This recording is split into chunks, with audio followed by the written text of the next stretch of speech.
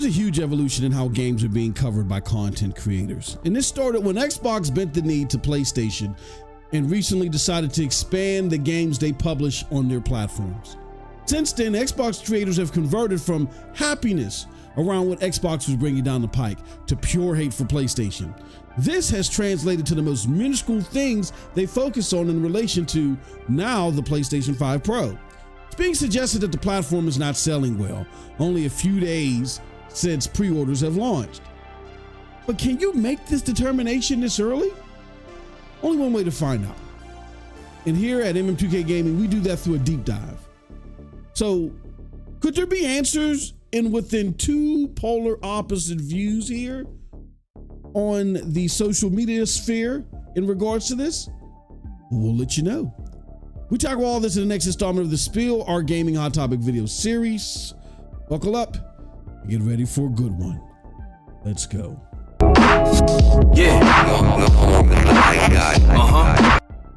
What's up, people? It's your boy MM2K of Hard Knock Digital Culture. Cloud Dosage here, MM2K Gaming, back again with another episode of The Spill. This one is called the PlayStation 5 pre-order success now being questioned. But before we get into this one, just a huge favor, hit that like button, hit that subscribe button, and rock those bells for notifications, please, so you know when we're dropping these doses. Okay. This is a very interesting one I'm going to have fun with. And hopefully we can do it in shorter order than normal. You guys know my stuff is not scripted, so we don't know how long we're going to be here, but I think we can make our point in shorter order. All right, so first let's talk about what's going on here, what started this conversation. In order for me to do that, I got to go here. This is a rather lengthy tweet from Destin Legary of IGN. Destin has been one of the more interesting content creators who started off last gen as an Xbox guy, but who glorified PlayStation, right? Then this generation, he hated on PlayStation and seemingly became an Xbox guy again. But a lot of his takes were over the top as far as how he thought or how he exclaimed that Xbox would beat PlayStation this generation when none of the evidence proved that, even though he's at the world's largest video game site out there, and that exposes him to a lot of connections, a lot of behind the scenes stuff. But regardless of what he is connected to behind the scenes, what he knows publicly, he still came up with that off the wall analysis. And now it's kind of like going back to where else is he going to go? His back's up against the wall. He's going to criticize an Xbox as he should have done earlier, but now lumping everything together to make his previous analysis not look so bad. It's not that just Xbox is doing bad. PlayStation is doing horrible too, and the console generation has been lost. We've seen a video like this from Colt Eastwood recently, where instead of isolating and focusing on how Xbox completely crapped the bed and didn't deliver for its consumers, we now want to somehow blur the lines and put PlayStation in that mix, even though the PlayStation is selling like bonkers. A bunch of games are being sold on there. When you look at Circana/NPD that covers the largest region for PlayStation and Xbox, which is North America, you constantly see that every single game on that top 20 year-to-date list can be purchased in one place, and that's the PlayStation 5 store, the PlayStation 5 marketplace. You can't go to another singular store in gaming and get all those games that are on those top 20 lists except for PlayStation 5 marketplace. All the signs are there about the success of the PlayStation 5. Is everything perfect? Absolutely not. But the success of the PlayStation 5 versus the collapse of Xbox, there couldn't be more staunch polar opposites here. But again, this is Destin trying to be savvy in a nefarious way and make parallels where they don't exist. Okay. All right. That's enough with my praise of Destin. Let's read what he has to say in short. He says the PlayStation 5 Pro not selling out in seconds is such a different feeling from 2020 when literally no console could be found for like a year. Even the PlayStation 4 Pro was hard to get after launch, if I remember right. And to be clear, I'm not knocking the PlayStation 5 Pro here. I'm just saying it's clear that spending habits have changed. Okay. So here's the problem with that. In theory. Number one, the PlayStation 5 Pro is a niche product. It's only meant to serve about 15 to 20% of the PlayStation current user base because it's a mid-gen refresh. That's what all mid-gen refreshes, right?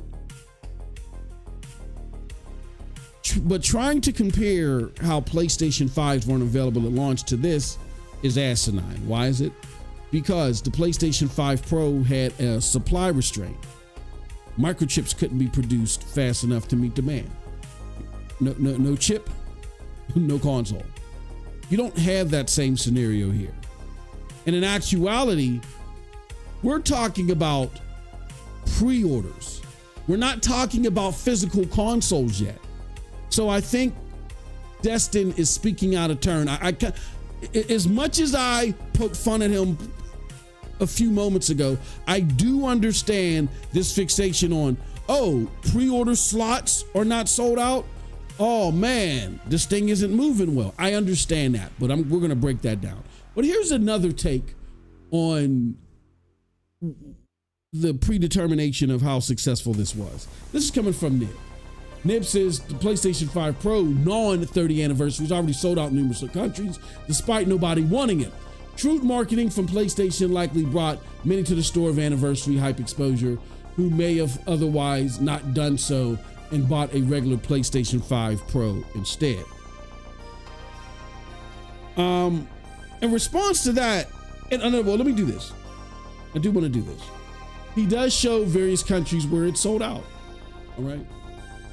Now, in these countries where he's showing where they pre-order slots, not consoles, pre-order slots sold out. Pre-order slots may have reopened. We're going to explain that.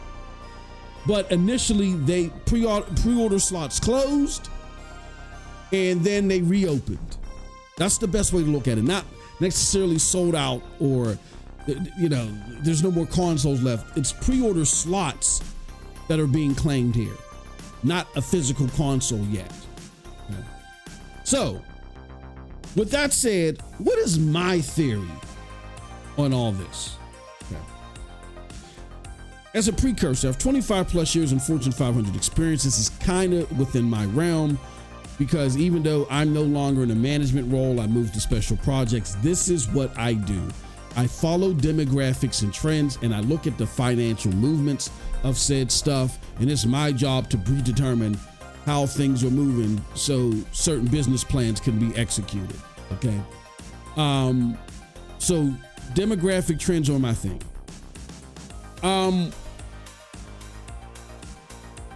It's important to know before we get into this that pre-orders are not tied to a physical console. It's a numbers game. Okay.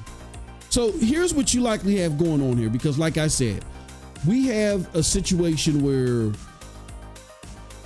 even in the United States, pre-order slots were unavailable, meaning that the slots that were already allotted were gone. And then all of a sudden they came back. People think that was a glitch. That's not a glitch. Here's what's likely happening here, based upon my experience, movement of devices, pre-orders, things like, and just common sense things that I know about pre-orders when it even comes to gaming. Okay. Again, pre-orders are not tied to a physical console. It's a numbers game. You likely have Sony playing with allotments for retail versus PlayStation Direct. Okay. Now the optics on that may not be good. Hey, typically you would think like a Nintendo, you would want something to quote unquote sell out somewhere because that creates FOMO for the next time you release a batch. But you got to understand the situation that Sony's in right now. Even though the optics may not be good, there's a reason that they're likely playing with these allotments, and that's what you're seeing here. First and foremost, the yen is doing horrific in Japan. I'm not going to get into all that. It's a whole nother video, probably for a whole nother channel, but just understand that the Bank of Japan has done some measures that have sent ripples globally, that has caused heartache globally, right? And have pretty much devalued the yen right now. And Sony has become one of the biggest victims of this. So the yen has weakened, and that messes with Sony's ability to sell things globally, convert money over to their domestic currency, which is the yen. It just messes up a lot of things as far as PlayStation or Sony's fluidity monetarily. Okay, so that affects their margins. Their margins determine how attractive they are for investors. So that's a big deal. So now they're in a state to where they're trying to protect / increase margins. What does that got to do with PlayStation 5 pre-orders? Well, again, you're not claiming an actual console at this moment. You are claiming a pre-order slot that will then later turn into a console. Meaning, this is all about numbers. So PlayStation went to its manufacturers and its jobbers and said, okay, and negotiated how many consoles they want created, right? So they said, let's just say, for instance, they said, we want 1 million PlayStation 5 Pros created in this first batch. And let's just say they originally said, okay, we plan to sell 300,000 on our site, and the other 700,000 we're going to send to retailers. Say everybody gets on the website and that 300,000 sells out within 10-15 minutes is what we likely saw when the pre-order slot availability went down. For even in the States, it went down twice. It went down within the first hour, and then later it went down around 2 p.m. Eastern, and that day didn't come up again for another 4 hours. So when PlayStation seeing that, they probably said, hold on. Our stock of 300,000 went out immediately fast. Let's look at this allotment of the other 700,000 that we plan to send to retailers. And let's start taking some of those. Let's start shifting some of those onto PlayStation Direct. Why? Why would they do something like that? Because retailers are going to have a lot of power in moving your stuff, more so than on PlayStation Direct, I believe. Here's why they did that. Again, I talked about yen and margins.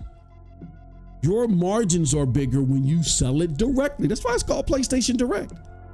PlayStation pockets all that money versus to having to send it to a retailer, working with your manufacturer and your jobber who distributes your devices to these stores. The more devices you ship, the more you have to pay. And on the delivery of those devices. So if I can move as many as that million without selling it retail, that's better for Sony. So that's what they're likely doing. And that's probably why PlayStation Direct pre-orders went live first, and orders and retailers aren't going live until what I think October 10th. There's a reason that they're staggered. So I think it's just a misunderstanding of how pre-orders work or how business works that is common, that's pandemic in the gaming community, on why nobody understands that it's essentially too early. I'm not even siding with Nib here. Nib puts out some great evidence, but I think it's too early to predetermine success or failure. Why? Because even though PlayStation may be shifting numbers of allotments for retailers, that doesn't mean that once those consoles hit the retailers, they're going to sell there. They might not sell there. And as things look, it looks like that extra allotment that may have been pushed further to PlayStation Direct, it may have slowed down. So you may say, Sony say, oh, we overestimated how many more we want to add to PlayStation Direct. Let's take 100,000 of those and then add it back to the retail allotment. So we don't know yet if pre-orders are moving properly. All we can, I think, argue is that all signs show at the moment that the pre-order sales on PlayStation Direct were higher than the original estimations. That's all we can say right now. So in closing, not selling out a niche product, I typically can reasonably be seen as a red flag. But there's huge incentive to risk the optics here for Sony. The true test is monitoring available units in retail. Once those hit retail, Because if consoles sit on stores, shelves, and they never have to be replenished, then you have something to talk about. But in my opinion, right now, without word from Sony, it's simply too early to tell. And I think the biggest suggestion we could make is that their original estimates on PlayStation Direct did not meet the actual demand. That's it. We'll keep an eye on this one. And either way it goes, we'll report it to you. Because I got to be honest, I'm one of the ones, this is not me capping for this. I'm actually one of the ones that said because PlayStation won't take a stranglehold of how this thing is being proven as worth it, they're putting that in the hands of Digital Foundry, that I don't think they're going to hit 15-20%. I don't think that they're going to hit 15-20% until Sony shows you the comparisons, until Sony shows you the deep dives, until Sony shows you the games. Once they do that, then this thing could fly off of shelves long term. But we'll see. Until then, this is your boy, MM2K. Let me know what you think about all this in the comment section below, because like I always say, here's what I think. But if you did like what I have to say, check out the links below to follow me. It will lead you, again, to Hard Knock Digital Culture, Cloud Dosage, MM2K Gaming. With that said, peace. Have a wonderful gaming day.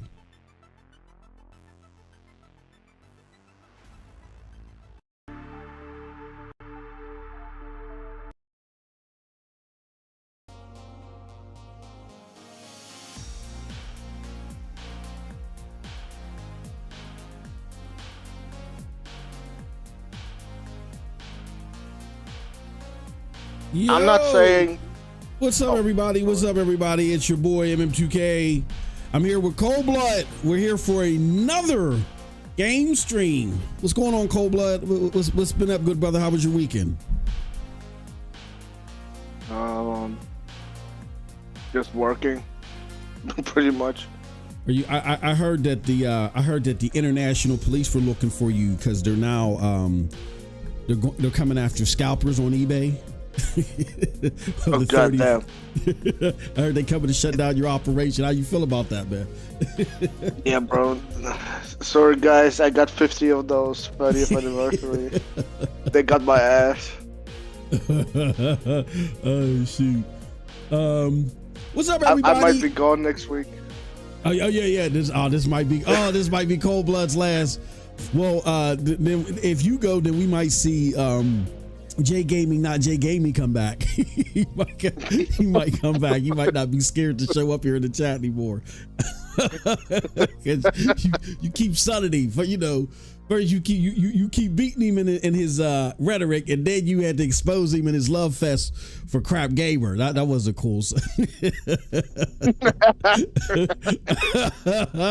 Oh, we love Jay. We love you, brother. You gotta come back. I'm not Jay Gaming. Jay, you gotta come back.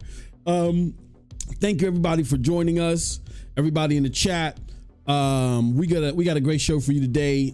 Things are a little bit different today. I know I told you guys that starting this week we're going to be doing 12 to 4. Like we're going to do like a 2-hour show. Or no, I'm sorry. We were going to do like an hour of early bird special, but we're changing it to midday special, I guess, for this week. Then we're going to go and do something for the remaining 3 hours. So we were going to do straight broadcast from 12 to 4. Today was a little bit different. That's my fault. I forgot I had a very important appointment to go to. So I actually, as soon as I logged off from work at 11, I had to hurry up, prep the show, and we're going to do this until 1, and then we're going to be off today at 1. So my apologies for that. It's kind of like a slower gaming news week. We got a lot of people talking about rhetoric about the Pro. And me and Cold Blood want to thank you here for all the support. Cold Blood and I broke 1,300, and that's a testament to you all. So thank you very much. We appreciate it. Thank you, everybody, for all your help in doing so. It helps make it a better channel for you. And then our latest video that you just heard us play in the precursor about the PlayStation 5 Pro. Is it not selling well? Selling well?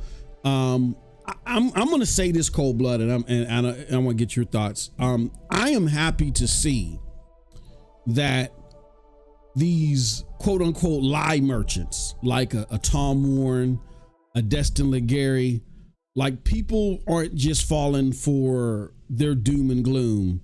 Like when they say something that's supposed to be negative about PlayStation or anything in general, people are now sitting back and thinking, well, hold on, I don't know if that's necessarily true. By the video that we put out there this weekend, it's one of our biggest videos ever on this channel. Probably the biggest. It's easily gonna, go over everything. And then I'm looking at the engagement and people are like, yes, I agree with this. We don't know what the PlayStation 5 Pro is doing. And I'm just sitting back and observing, and I'm not taking anything from Destin and Tom Warren. What is it? People's engagement with that particular video, Cold Blood, what does that say to you about possibly their desire for the PlayStation 5 Pro? Well, a lot of people didn't want to admit that they want that bitch. But our latest video shows the absolute opposite of it. Yep. Like, bro. So a lot of you motherfuckers lied when you said, exactly. Nah, I'm not buying that. I would never. Yeah. I don't see the difference at all. Mm-hmm. Twitter is the fucking shithole. Oh my god. Absolutely. It is.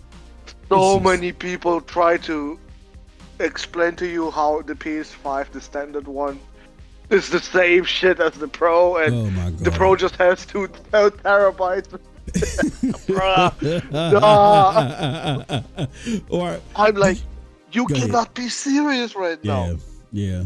Did you see where the person was arguing with D, saying it's the same unvariable CPU or some bullshit about the CPU, which the CPU, that determines how big of a gap there's going to be, but there definitely is a gap. I don't know if you caught that this weekend.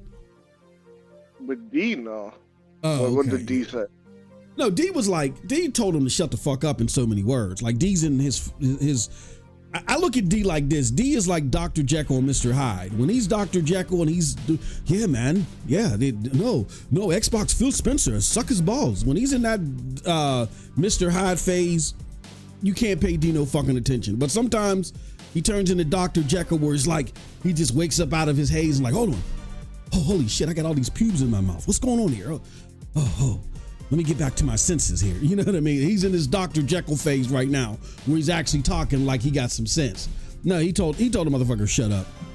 That you're in suspended disbelief and you're not making any sense. So, but I just thought it was funny they were trying to debate him and say, no, it's the same variable CPU. There's not going to be any change. Some dumb shit they were trying to make up. Please shout out the chat.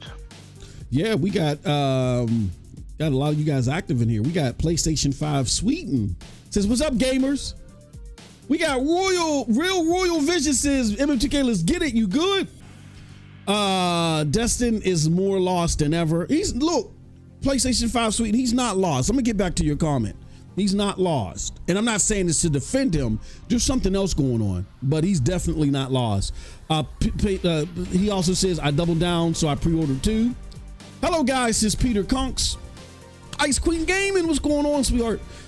We got Soldier for Life 504. Good to see you again, my friend. What's up, MM2K? PlayStation 5 Sweden says, peace. We got Muhammad says, what's up? Oyez PlayStation 5 Pro is selling everywhere well. Yeah, I think that's what we can surmise now as far as PlayStation Direct. I think PlayStation Direct for PlayStation has been a success for them right now. That doesn't necessarily mean that PlayStation 5 Pro overall is a success. It's too early to tell because we got to wait till these motherfucking whatever allotment they got left hits retailers. Once it hit retailers, and we'll see how it moves then. You know what I'm saying? But right now, I think it's a success in their eyes. You know what I mean? He wants us to buy a PC. I already have a game. We're going to talk about Destin. We're going to talk about Destin. Why would Destin want us to buy a PC? He don't give a fuck, laugh all out, says Ryan. Cobra, what do you think? What do you think about Destin's downplay of PlayStation 5 Pro and people actually wanting to try it out? What do you think about that? Isn't that the one that just said, isn't it better to just build a PC at this point? Yeah. And Richard telling him, yeah, but you're gonna pay way more to get there. and that immediately shut him the fuck up. Yeah, he just stood there like, oh, what do I do next? Okay, commercial break. Bro, he just doesn't know how to sell his fucking narrative to the bots now, because there is no narrative to have. Yeah, exactly. Well, I mean, what is he gonna tell the bots? Oh, the Series X is so much better value. Like, bro, are you serious? Yeah. That motherfucker costs $599, just $100 less than the Pro, and it's gonna be way worse in performance. What are we doing here? Yeah, Here's what I think is going on with Destin. And it's bigger than Destin. I think it's more IGN. Hear me out. I'll try to be quick. Destin, like I said in my video, he went from, or our video, I said that he went from dogging Xbox last year, right, to now praising Xbox, and then now trying to throw in the whole it's better to build a PC thing, right? Trying to ride that narrative. Here's what I'm going to say about Destin. If you want to know, it's like politics. When you want to see what angle a politician or a political party is trying to work, look at their surrogates when they go on TV and they say shit, and notice how they'll say the same tagline, like, oh, this is weird, or oh, the border, or whatever tagline ever sides use. Then you know the direction they're heading into.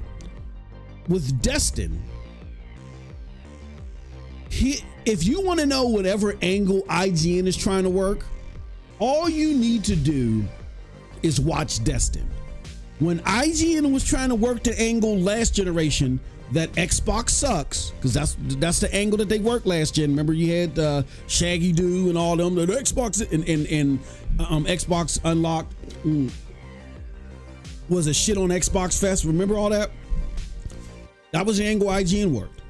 Then when IGN started working the angle of trying to be nicer to Xbox, giving their game scores they didn't deserve, Halo Infinite, even Starfield, is abundantly clear that 7, that Starfield isn't the universal score that they should have. Like, you know, you look at Starfield and then you look at other games that they've given 7s to, right? Like, what wasn't Rise of the Ronin and some other games they get. You look at what they've given other 7s to, and you're like, there's no fucking way. They're not in the same league.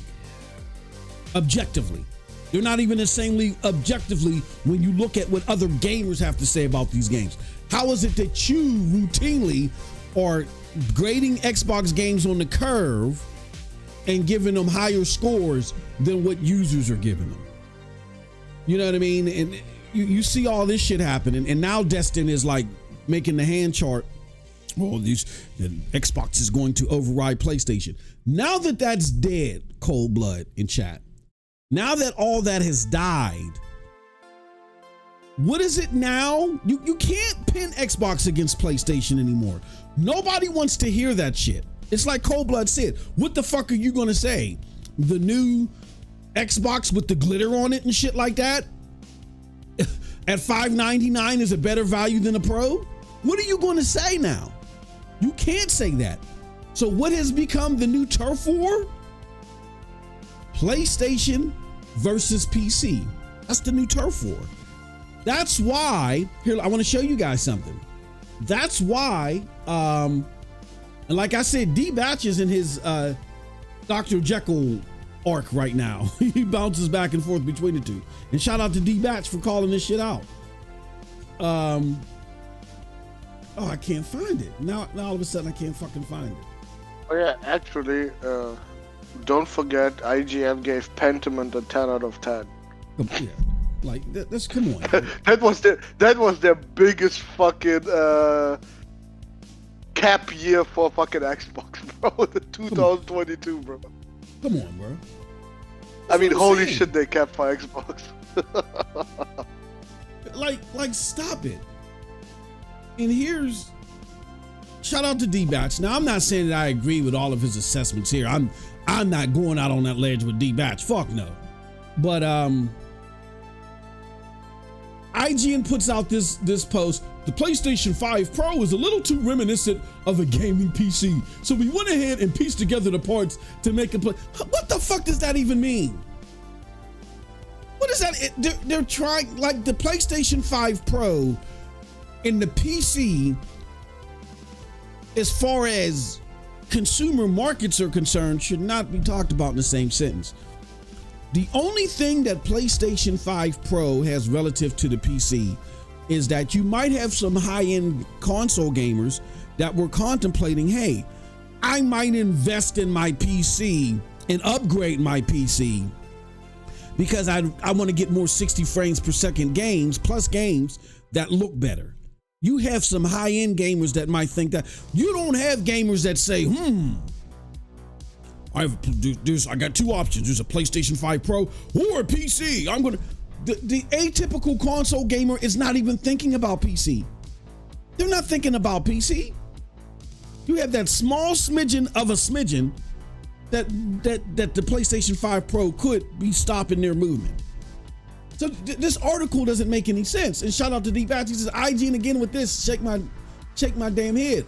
Bro, did you watch the Digital Foundry analysis of God of War Ragnarok on PC? Oh, yeah. Oh my God. Oh, my God. Bro, Alex had a bad day. Oh, yeah, he had a bad day. Holy shit, bro. He had a bad day. Yep. He had a bad day. Yeah, bro was hot. As he should be. Like, stop with this comparison. It doesn't make sense. It's not plausible. But even D's like, come on with throwing the damn town. Now he's making it. You said you can't use 1600. It's weaker than the PlayStation 5 Pro's GPU. Can't do ray tracing as well, and it's completely missing hardware for accelerated. Hardware for the PlayStation 5 Pro does not exist on the current AMD hardware, so more money for a less capable gaming rig. Here's my thing about telling people to build a PC that can compete with a PlayStation 5 Pro. It's like telling someone to take say for instance, if a commercial came out and it was like the new Toyota Civic, it can hit 0 to 60 in whatever seconds, and it comes in under $30,000. And someone says, well, there's this luxury car out here that's the bottom line of the luxury cars that, it costs only $10,000 more. Why wouldn't you get that? Why won't you get a luxury car? Because luxury cars have a lot more amenities or what, but that's not the point. The point is, for everything that a regular sedan driver would need, they can get it out of this Toyota Civic and not break the bank. They don't need all those amenities in a luxury car. They got this and they can get this for $20,000. All right. And why would you have somebody buy a luxury car, which is going to be more expensive to maintain, to update, that puts more in the hands of the consumer as far as upkeep, just to say, I got a luxury car? I feel like that's what's happening here. Like, people are trying to force the narrative just to say, oh, I got a PC, and a PC can do more. But to build a $700 PC in 2024, you are so bottlenecked in so much shit as it relates to a PC that all the other things that you can do, it's not going to be worth it. It's not going to be worth it. Just get a fucking, if you want a PC gaming rig, you're going to spend some money, and that's the purpose. Because you get all the amenities that come with PC, and you get you a sweet ass gaming rig. If you want to spend half that money or whatever in something that's, gives you decent performance, and you're not happy with the base models, you can upgrade to the Pro. It's just as simple as that. It's like telling someone to get a downgraded luxury car just to get it, knowing that the tires go out. Instead of being able to spend $200 to get 4 tires, they got to spend $1,000. Even a fucking oil change in the thing because of where the oil bays and shit is at is 3 times the price. It's stupid.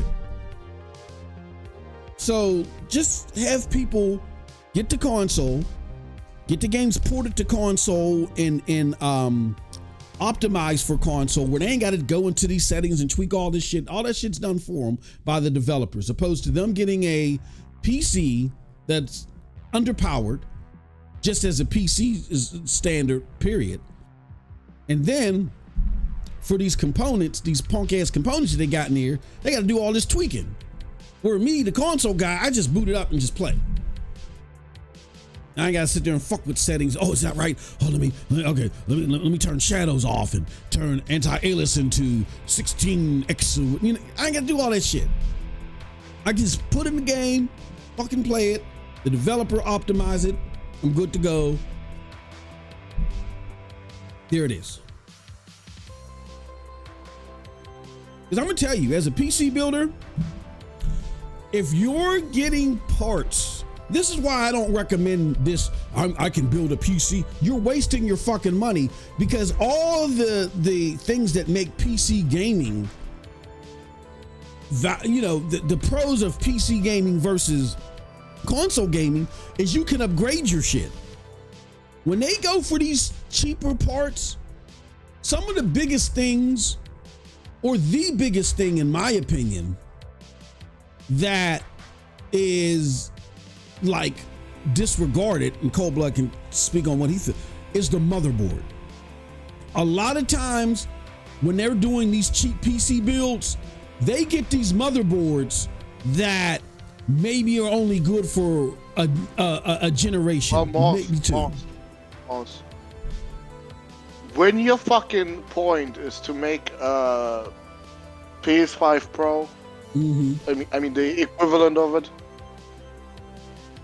you don't think about the ability to upgrade later.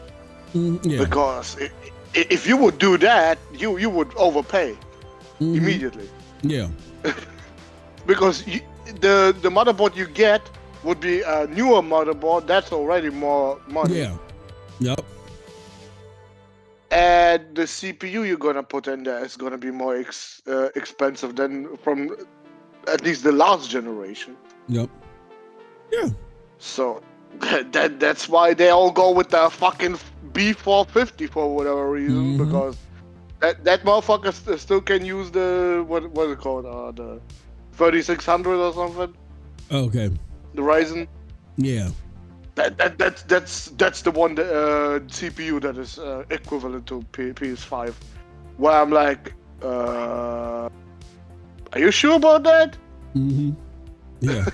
Because yes, it can boost higher, but is it as efficient at what it's doing? I don't know. And they don't explain that though to these console like these when they're making these arguments though, Cold Blood, like, you know better, right? You definitely know better. I know better that you're going to get that motherboard, and if you're doing this, you're only doing this to match the PlayStation 5 Pro. Do not look at this thing beyond maybe the GPU and say, oh yeah, because I can upgrade everything. Not necessarily. The motherboard might be capped at how high of a processor it can get. RAM. Important shit like that. Well, it can also have weaker PCIe lanes, so your Yep. graphics card can't even use all its power. Yeah. Yep. So even though you may be able to put one in, yeah, it's not using all the power. Matter of fact, it's funny that you said that. That cyber power PC. That's why I could have told, hey, yo, Doc, if you listening, bro, hit me up. I could have told you, don't get no goddamn cyber power. But that's what happened to me. The fucking 2070 card that came with it, bro, they used an outdated motherboard on it to where it couldn't even utilize the 27. That's why I couldn't get, remember I was bitching on Ghost Recon and you were there on the stream? That's why I couldn't get the 60 frames off the 2070 because it was underpowered. There's all these variables they don't tell you about. So you're thinking, because you're not the wiser, yeah, you know what? That's something I might entertain. Let me get these parts. And then when the PlayStation 6 comes out and you're like, well, now I'm PC Master Race, and even though I gotta sit in my settings 30 minutes before I play a game, oh, this is awesome, right? You think you got a leg up on the PlayStation 5. I'm just gonna upgrade and I'm not gonna get a PlayStation 6. Wait, you're making fun of people sitting in the settings while you might do a whole stream of you sitting in the settings? Well, normally that's what I'm doing when I'm on PC. We're not doing this hypocrite right now. No, you are one of them, bro. That's what I am one of them. But when I'm playing on console, I don't have that problem. You did not mention that. That you're one of them.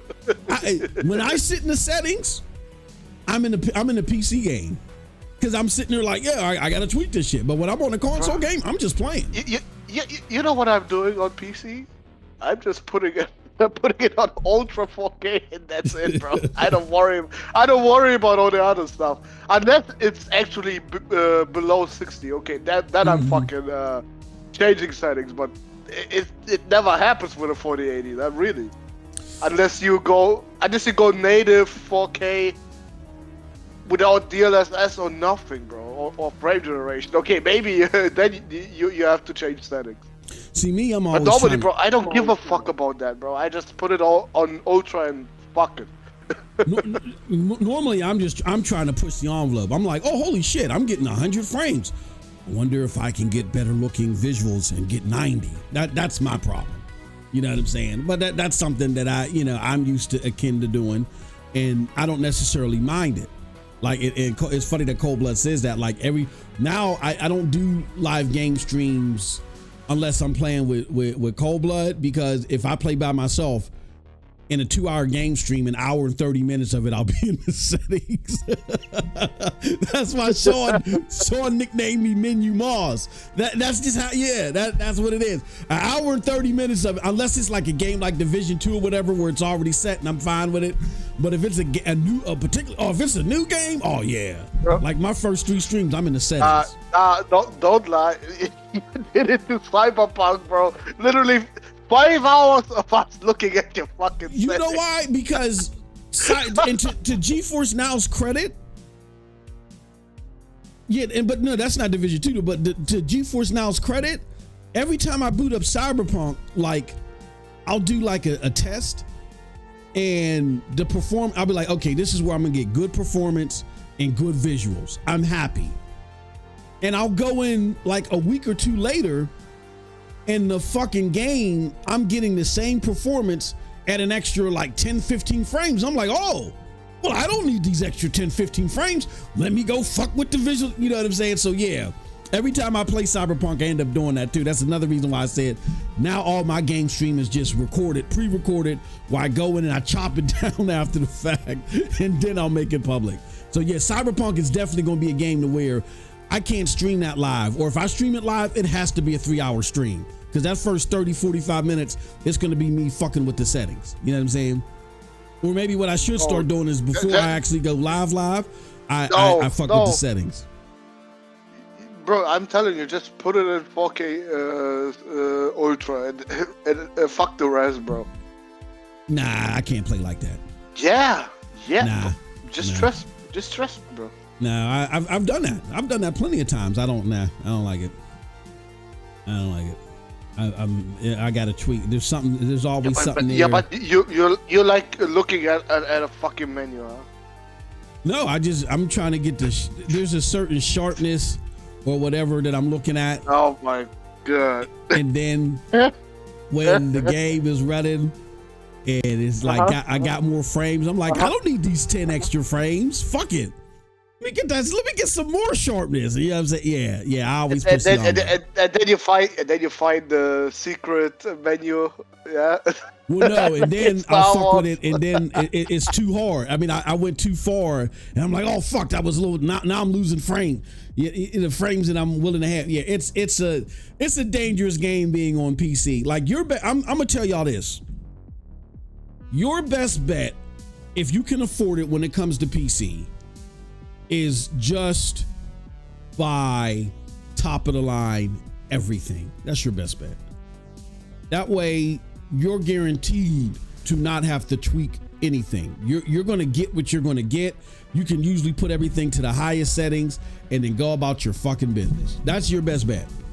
That's why I say PC gaming, because you're playing with yourself if you try to go middle of the road. Like, do not try to go middle of the road with PC gaming. And that's more important with these PlayStation 5 Pro, comparisons. I think they're bad. I think they're bad, and I don't think that people should be trying them, because you're fooling yourself. You know what I mean? You're definitely fooling yourself. But shout out to D-Batch for calling this shit out. Let's go to the chat. Let's continue going through the chat. We got Ice Cream Gaming. I had a birthday on Saturday. Went out for a meal. That's great, Ice Cream Gaming. Hope you had a good time. That interview with him and Richard Ledbetter, if he should get a PC instead of a console, yeah, Destin is a riot. Let's see here. PC have too many bottlenecks and been better, but it can hardly make native 4K 60. I mean, if you get high enough, you can. That's why I said my recommendation is, when it comes to performance, ain't nothing fucking with a 4090 and a top of the line CPU, but you can shell out some cash for that, so because everybody's not willing to shell out that cash. But you still want to build a fucking PC, not just the GPU, bro. Well, no, so yeah, of course. Yeah, that's what I said. You need a top of the line GPU and CPU. Yeah, but if you strapped for cash, bro, you're not buying a fucking 4090. I'm sorry. Yeah, and that's where you're going to get. Yeah, stupid.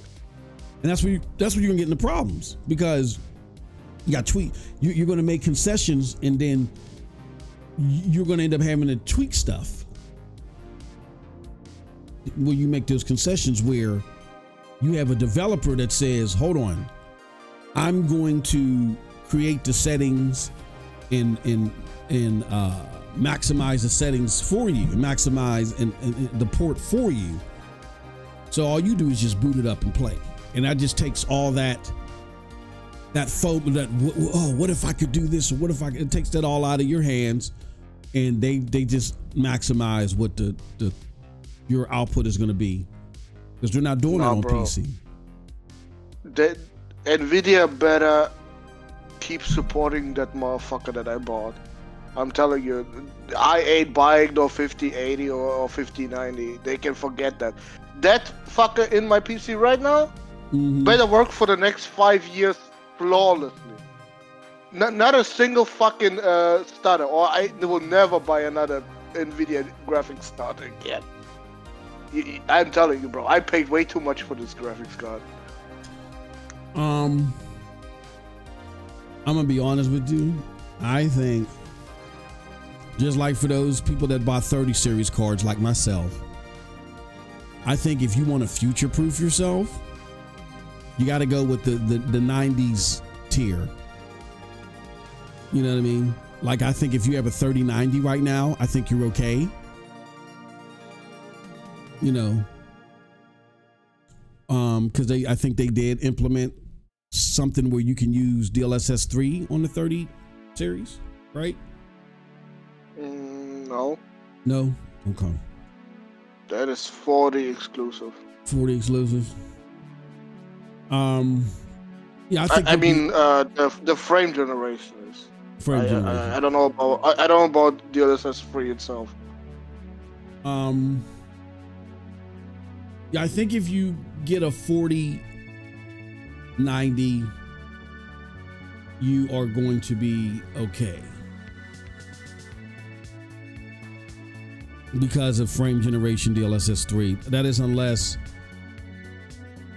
NVIDIA does some shiesty shit and then they make frame generation 2.0 and it's exclusive to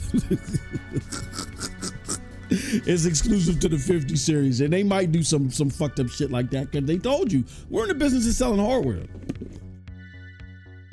Like that, this AI shit is all experimental, but their number 2 business is selling hardware. To when it comes to direct consumer to consumer, it's really their number 1 business. Their number 1 business overall is their AI machine learning business.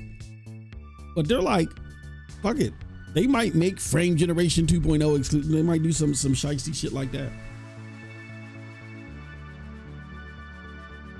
The only thing I wish I did was wait for the 4080 Super, bro. I feel scammed. Yeah.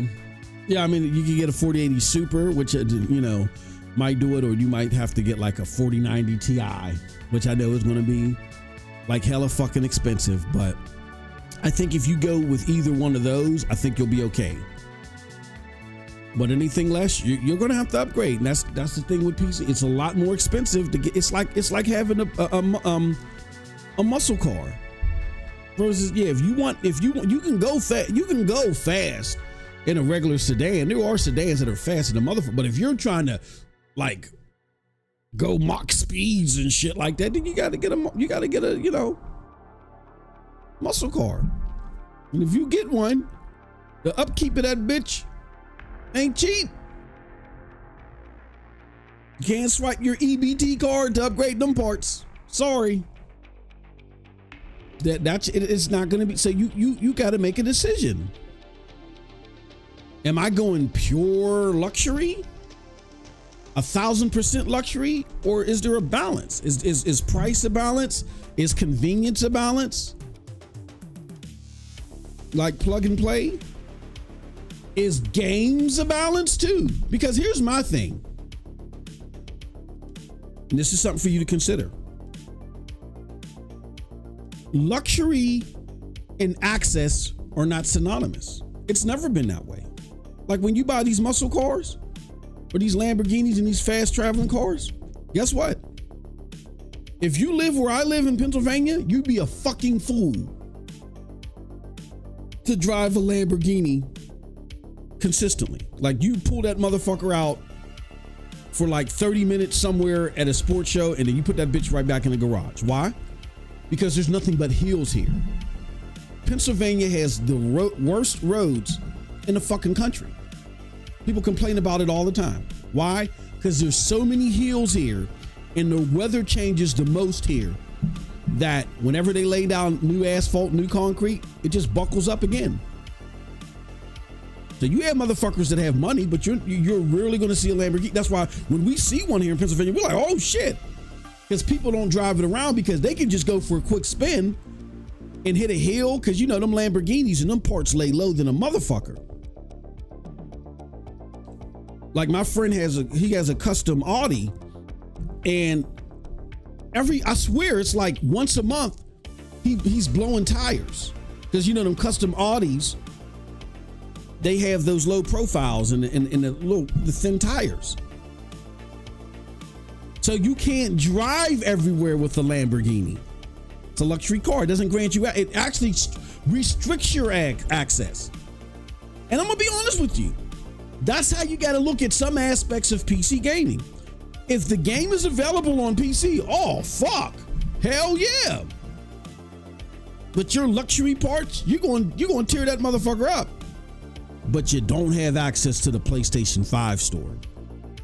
And that is key.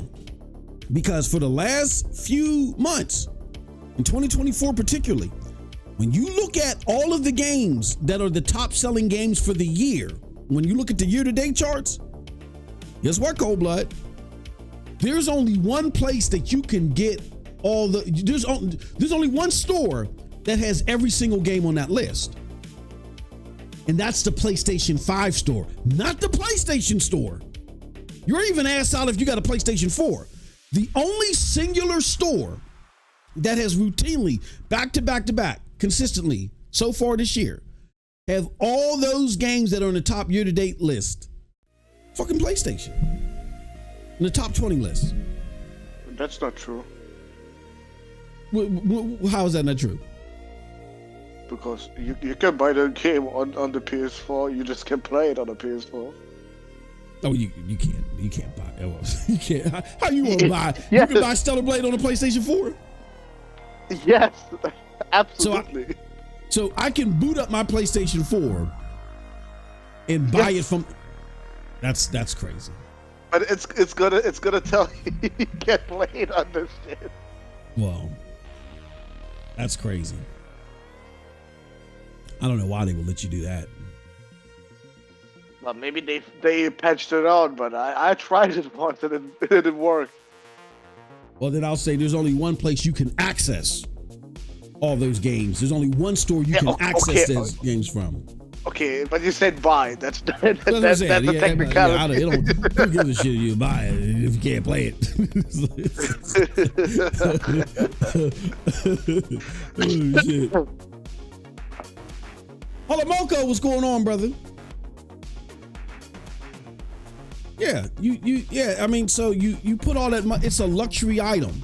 And I don't think people realize that for a luxury item, you don't get access. And people go, oh, there's games specific to PC. All right, well, I didn't build a $4,000 rig to play Banana. I mean, maybe there's people out here that want to do that shit. But if you want to put together a $4,000 rig to play Counter-Strike, for crying out loud, go ahead, be my guest. Be my fucking guest. That's actually these bum-ass PCs that they're trying to make. Thank you. Yeah, that $700 PC? Oh, they're having a blast with Counter-Strike and shit. Yeah, bro, at 700 FPS. Yeah, that's what them motherfuckers is playing. Yeah.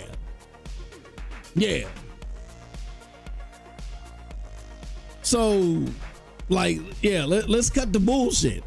If you really want luxury, you're going to forego access. Just like when you buy, like I said, you buy that Lamborghini.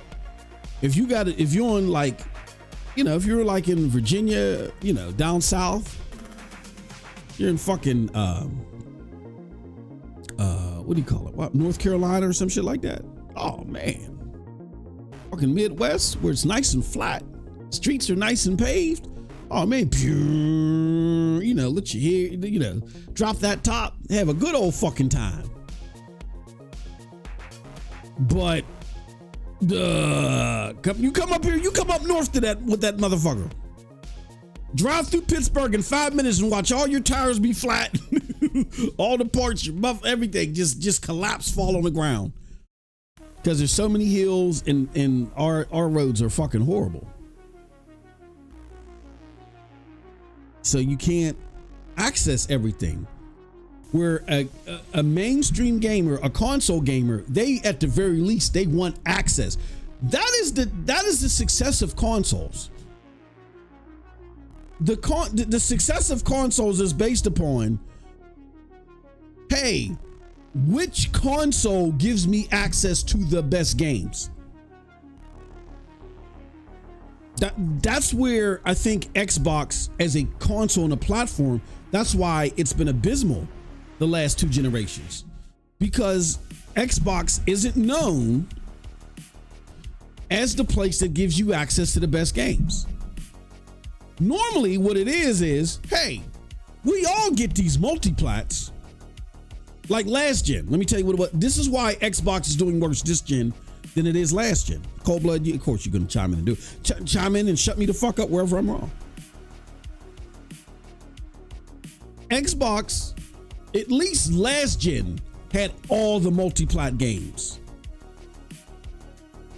They just didn't have any exclusives that anybody gave a fuck about.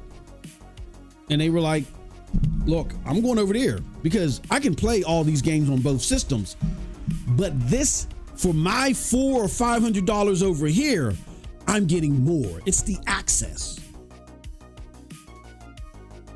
The reason why Xbox is doing worse, despite Game Pass, despite Play Anywhere, despite all that bullshit, day and date PC, is that Xbox now, not only do they not have the games that people want to play exclusively, but now the multi-plat developers are saying we're not coming. Why the fuck are we going? No, the Series S is too much of a bottleneck. We don't want to deal with it. We're not coming over. We tried warning y'all so much at the beginning of the generation and nobody listened to us. We're done. We're not coming over. That's why it's doing worse. It's not doing worse because media bias. It's not doing worse because Xbox tax. There's nothing to do with it. Do you guys really think that these motherfuckers playing Fortnite and Call of Duty or paying attention to this shit? I'm letting you know, no. With all the gamers that I know, and them knowing that what I do, and I tell them, hey, look, man, come and tune in. They're like, no, I don't care about this shit. Why not, man? I don't give a fuck about all of that shit. I'm not talking about video. I'm playing them, and then I'm going and I'm living life. That's the way they look at it. That's the average, atypical mainstream gamer. We, the 20%, we're more into the lore and what's going on and keeping up with the latest beat of gaming. The average gamer doesn't do that. I don't give a fuck about that. Do you think that IGN is totally driving their thought process? I'm going to argue with you, IGN is fucking grading Xbox on the curve in favor of Xbox, truly and totally. But despite that, when these motherfuckers go play these games, despite the score that IGN or GameSpot may give them, their own personal scores are completely different. Completely different. Why? Because they make their own decisions. These gamers don't give a fuck in totality what IGN says. If they get something and they don't like it, they're going to express themselves. I'm not saying IGN doesn't have any influence. It does, but IGN is not going to make someone like something they don't like. They're simply not. So when people say, oh, it's Xbox tax, and that's why Starfield hasn't had the long-lived success that it was supposed to have. No. Okay, did IGN 7 maybe make some people caution getting it? Possibly. A lot of people look at 7 and say, okay, that's decent. Let me try it out. But the nail in the coffin was when people bought the game, they didn't like it. And they spoke out about it. So when the other consumers go out there and they look at what the average consumer is saying that bought the game, that 80% that has the overwhelming voice over us, they say, they say, oh, motherfuckers don't like this. Okay, I'm not getting it. I'll spend my money elsewhere. That's what it is. There is no Xbox tax.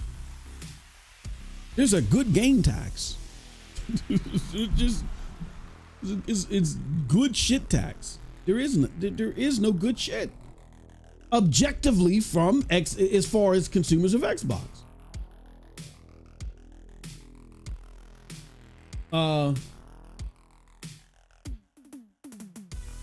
So here goes IGN trying to ride the hate train wave. IGN has an article out here let me show you, that says PlayStation 5 Pro hasn't sold out right away like some expected. No, I'm not even giving that. We're not even entertaining that. Even Daniel Ahmad, who at times can have some questionable, I don't want to say analysis. He can have some questionable personal perspective on things. I don't doubt his analysis. It's his take on the data that he provides information on. Sometimes it can be questionable. Even Dan Ahmad says, I wasn't expecting it to, and I already say I don't know.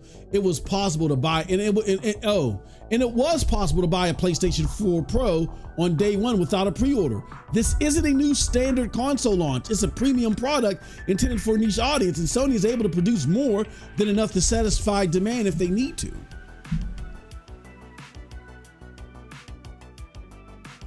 So whether it's, hey, look, we don't mind there being some fluid movement. We don't need this thing to sell out immediately. We want it to be available, at least in the pre-order stage, so we know exactly how many to produce, all together. I think PlayStation is okay with saying, yeah, we're gonna add more to the pre-order allotment. I'm also hearing something that things are being staggered too because of scalpers. So the strategy around this definitely cannot be looked at as, oh, it failed. It's too early to determine that. I'm not saying, oh, this is a monumental success. I don't know until we see how it moves in stores. Because that's where I feel most of these will sell in stores. People are going to play, and Sony knows that. Mike Ybarra even talked about it. People are going to trade in their PlayStation, even though you can do it for a PlayStation Direct. I think people feel more comfortable, including me, actually walking into a store, giving them my PlayStation 5, and them adjusting my credit to the PlayStation 5 Pro. I think a lot more consumers are looking to do that than buy outright. So that's where you'll see. I think you're going to see more units move on retail. And if Sony can move more units on PlayStation Direct, that's better for them. They're not going to sit there and say, think about it. I just want y'all to think about this. Again, don't think about how things are looked at on Twitter. Do not do that. Yes, these companies pay attention to Twitter, but you guys often don't understand the business logistics of things.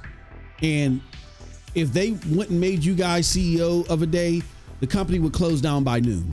It would die in like 4 hours and shit like that. Because you don't have an acumen and understanding the domino effect that decisions make. All you know is, you might have a fragile temperament and you're upset that something happened and you're like, do this or else, right? That's not going to fly for a company that has a lot of moving parts, and one bad mistake can like totally destroy everything. So think about it this way. Your margins are bad for various reasons. I ain't gonna get to it here.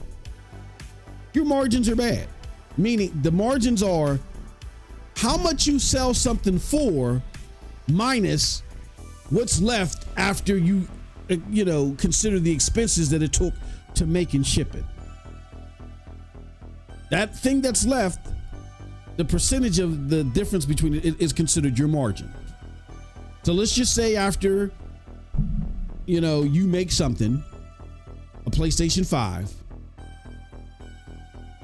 it costs you XYZ to make a PlayStation 5. So your margin is 6%. Let's do that math real quick. I'm just going to go with the base PlayStation at $499. So at 6% margin, they're only making $30 off each 500, just to show you what I'm talking about now. They only get to pocket $30. They only get to pocket in totality after all the expenses are considered is $30. That's the margin. That margin it heavily influences your investors, because your investors say, well, look, if your rate of return is 6%, and I can get 10% elsewhere, then I'm not going to invest in you. I'll go somewhere else. So as Sony, you want to minimize that outcome as much as possible. So you want your margins to be higher. If you want your margins to be higher, then you're going to do things that are going to make the margins higher, meaning instead of me pocketing $30 per sale, let me put myself in a situation where I'm pocketing $60. 30 from, if I'm pocketing $60, that automatically doubles my margins. So where now, instead of me getting 6% margins, I'm getting 12%, right? I'm getting 12% margins. And then an investor says, you're now 2% over what I could get elsewhere. Now I'm going to invest my dollar into you. What increases Sony's margins? BBS dinner time. Shut up, PlayStation Suite. But what's gonna, and I'm gonna shut up on this, but it's just common sense. That's why I think the video did well, because people are now starting to realize, I better understand how this stuff works more. I'm tired of being duped. What increases margins? Do you think I get better margins if I sell it to you directly, or I pay someone not only to ship it somewhere else, but then that person I ship it to gets a cut? It's common sense. If I sell you something directly out of my home, where you come to my house, hey, MM2K, I would like to buy that XYZ, and you just give me the money, and I put that money in my pocket. Is that more money I'm putting in my pocket versus, hey, Fred, take this thing over to Johnny's house and have Johnny sell it to Sue, and tell Johnny I'll give him $10. Well, what are you giving me? All right, shit, I'll give you $10 too, Fred, and bring me back the money. Well, if I got to bring you back the money, give me 15. All right, okay, fuck it, Fred. I'll give you 15. Am I making more money that way, or I'm making more money when you show up direct to my house and buy? It's just common sense, y'all. It's just a numbers game that unfortunately very few in this gaming space do. And I'm gonna tell you the people that don't fucking do it. It's fucking Tom Warren, it's Destin Legary, it's even Jazz Gordon. I've seen this whole big thing to where it's like defend Jazz time. No, we're not going to defend Jazz, because even though Jazz has said shit that is right, when it matters the most, he's been fucking wrong, and he's provided conjecture instead of down the middle, unbiased information and analysis. That's why we don't defend Jazz. When it mattered the most, are these games possibly going elsewhere? No, it's fanboy fiction. Instead of saying, you know what? There's been a lot of grumblings about this. Special Nick, who I know got ties to, let me do some research and find out what's going on. Prime example. And I'm not asking anybody to do something I ain't done. I talked about this Friday. Prime example. When Sundar, the CEO of Google, of Alphabet, came out and said, hey, look, there's a $1 trillion tech bubble. And we're going to have to make some difficult decisions. And I'm commonly known as telling the Stadia community, don't listen to the FUD. The Stadia people are working on things behind the scenes. It's going to come out, and you're going to figure out that ABC is invested in this product, right? Because that's the information I was given, and that was information I was proven. I've seen emails from ABC staff to Google staff, and Google staff to developer. I've seen it. So based upon what I was shown and what I've seen, I was like, oh yeah, they're invested in this thing, and you might run a scenario in 2023 they're going to make the decision.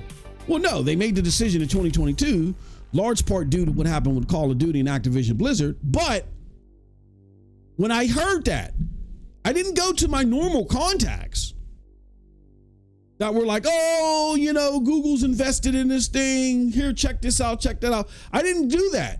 Something rang in my head, ding, ding, ding, ding, ding. You might want to check this out. As I was checking things out, I was like, I don't know this time. And that's why if you follow my content, you'll see around that time when Sundar made that comment, I didn't say shit because I didn't know. Because I was also hearing behind the scenes that some of those projects that I was shown earlier, that, oh, look at this, look at that, oh, this looks good, and look at the things we're looking to do, that some of those projects all of a sudden paused. And I was told by the more positive source that it was their job to give me positive, oh no, we're recalibrating our financial situation and this and that, and we're looking over our budget. But something went in my head, ding, ding, ding, ding, ding. That never happened before. You've never paused like this before. Let me sit back and watch, because I don't want to go one way or another. I didn't just go out there and say, oh, this whole thing, it's more fun. You notice I didn't say anything. And that's a big impetus of why when they closed down, I went live. It was shocking to finally to be at that point, but it wasn't surprising, because once I started hearing that and seeing the things that I was seeing, I was like, oh, we need to dig into this and figure out what's going on. And then all of a sudden, boom, we got that message, and I was like, oh, okay, well, the unfortunate thing has happened. I didn't go out there and just go to someone that I know is feeding me positive information and just base everything off of it. No, this is just fanboy fodder. I didn't do that because that was a time when it really mattered.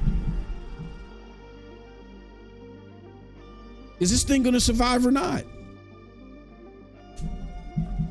And in other times when I was given assurances across the board, no, that's FUD, we're moving forward, this is the next project, and I could vet it. I went out there and said, no, this is FUD, they're moving forward, XYZ. But when I couldn't confirm it, I said, we got to press the pause button and investigate this more. And at that point in time, that was the time for Jazz at one of the most critical periods during this Xbox transition, for him not to sit there and throw out just simply pro Xbox rhetoric. That was the time for him to be beyond the blogger and say, you know what? For the sake of the people that are interested in me, let me try to get some clarity here. And not just go all out and jump out no, this is just, no, that's not what you do. And then when your feet are being held to the fire, I'm just a blogger. So all that whole pro Jazz campaign that people tried to go on this weekend, we're not feeling it. Too many times fuck if he got little shit wrong about Avowed or whatever. Avowed, they talking about it's gonna be at a crispy 30 frames per second. Holy, where the fuck did that come from this generation? So nobody cares if he got right that you can buy 5 mallets off Avowed or whatever. Nobody cares about that shit.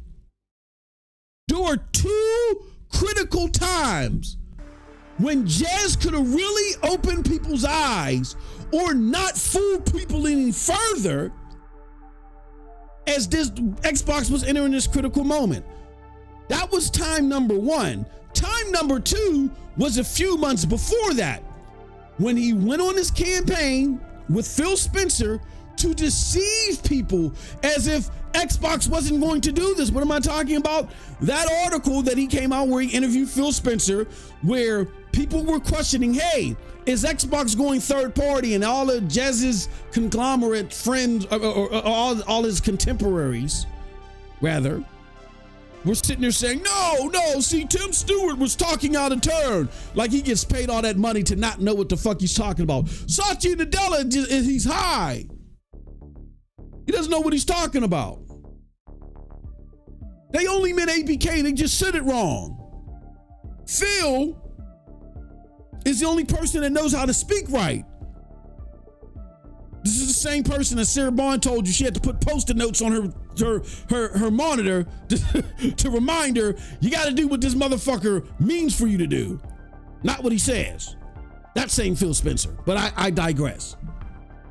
At that moment, when really the evidence was abundantly clear that, hey,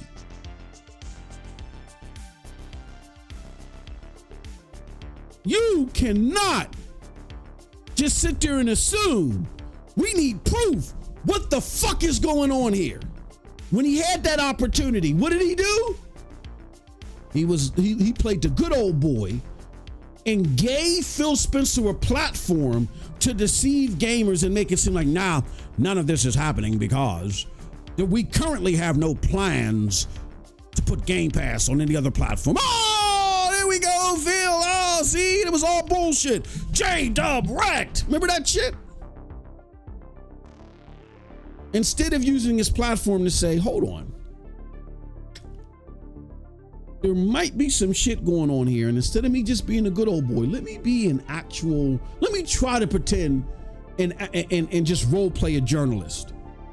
Nobody cares that he predicted how many fucking mallets are going to be in Avowed. Nobody cares that he predicted the Xbox onesies. Nobody cares about that minuscule shit. Whenever the important things were happening, the milestone things that were happening, I'm not saying all the time, but the majority of the time, Jazz has decided to play good old boy to Xbox, the corporation, and Microsoft really, and help give them a platform to deceive gamers. That's why they're tired of him. Where in contrast, you look at someone like Special Nick, who may have leaned more towards, hey, we're going to give Xbox the benefit of the doubt, who then cautioned himself when the time was right and said, no, we're not going to give Xbox a platform to just tell us anything anymore. We prefer Xbox. We fucking like to shit on PlayStation when we can, but reality is reality. That's why you had that recent incident, or two incidents really, where Special Nick jumped in front of Jazz when Jazz tried to make it seem like that the Capcom thing was all about, what they tried to make it about, coding or some shit. They were like, no, coding may be part of it. They just don't see it's worth it.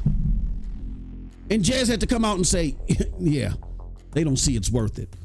And then Special Nick came out again over this whole Wukong thing where, again, Jazz gave Xbox a platform to sit there and put out this hubbub theory that can nobody prove, that which I theorize came out of Sarah Bond's office, because she's the one that supposedly approached another content creator to try to run this rhetoric out there first. But anyway, that's just my theory. Again, gives Xbox a platform in another article. When it matters, it feels like Jazz always leans towards deceiving gamers. So even though he says, oh, well, I mean, I wouldn't expect Final Fantasy VII there, or I wouldn't expect Final Fantasy 16. You know, when you say that when the whole slate is coming, you know what that implies. And you know that your rhetoric has been so heavy-handed and such that when it comes to things like this, you can't play semantics. Whole slate shouldn't even be in your vocabulary. Even if there is a deal being inked for all of those games to come over, you know things change. You know that by now, Jess. Things change. So let's just say, hey, look, I don't believe at all that you're going to see Final Fantasy VII and Final Fantasy 16. Here's what I will say. I can say with confidence that deals are being worked out for more Square Enix games to come over. But I don't expect that we're going to hear anything about Final Fantasy 16 or Final Fantasy 7 Rebirth. I don't expect that we're going to hear anything about that anytime soon, or if ever. Just leave it like that. Leave it. Proceed with caution as much as possible. You no longer have the luxury, Jazz, to come out here and talk full slate. None of that shit. Regardless if you're talking, if someone gave you that information and that is an actual goal of Xboxes or not, don't do it. Err with the side of caution. And because you mentioned something like whole slate and you did that with the utmost confidence, you know that type of perception it puts out there. You know what you were doing. And you can't keep running back to, well, I'm just a blogger, or just, technically I only said this. No. You know the fragile mental state of the average Xbox consumer. You know, you've been doing this long enough and been getting enough lumps that you know how you should phrase things.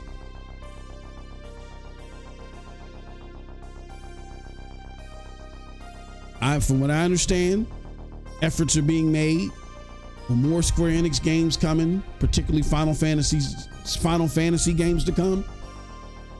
How that in the long run will affect particularly a Final Fantasy 7 or 16, we will see. But what I will say right now is, despite this, in light of whatever is being worked out, do not expect, I repeat, do not expect Final Fantasy 7 or 16 to be there. That's just my opinion. Do not expect it. Will it come? Time will tell. At this point, it's a non-brainer that if somebody came to you and said, hey, look, we just inked this deal that includes Final Fantasy, regardless, do not do that, or you're going to continue to get lumps. That's the side of caution that you should err with, and your friends can't. They can't save you from this. Too many times you've gone against the pale of not doing good journalism and speaking improperly about stuff. You've been wrong on too many critical things. You need to err with the side of caution. That's all. Friends can't save you. Ryan McCaffrey, here's the thing with Ryan McCaffrey. This is anybody out of IGN. They're not to be trusted. They're not a source. They just have connections and the ability to bring well-known people on. They can't be trusted as a source of anything. That goes for IGN. They don't understand how basic business works, or nor do they tend to focus on how basic business works. Like they're no good. No good at all. But there you have it. Even Z Huge is like, come on, what are we doing out here? What are we doing out here? What are we doing out here? So, just some more interesting stuff out here. I want to play this real quick and get everybody's thoughts on this as it relates to X. Well, you know what? Let me find this real quick because we only got 30 minutes. I heard that there was a Death Stranding 2.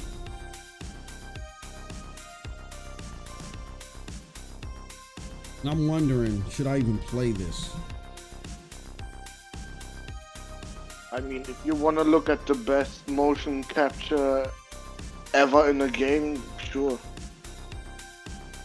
You're gonna get it because didn't they say there was a 20-minute video of it? Yeah, but it's only cutscenes and the photo mode. There's no real gameplay right now. Okay, so let's do this. Wario has some Death Stranding video up here. We're gonna put it up here for you to see. And I did see that this right here, my friends, is the fucking photo mode, and this shit is crazy.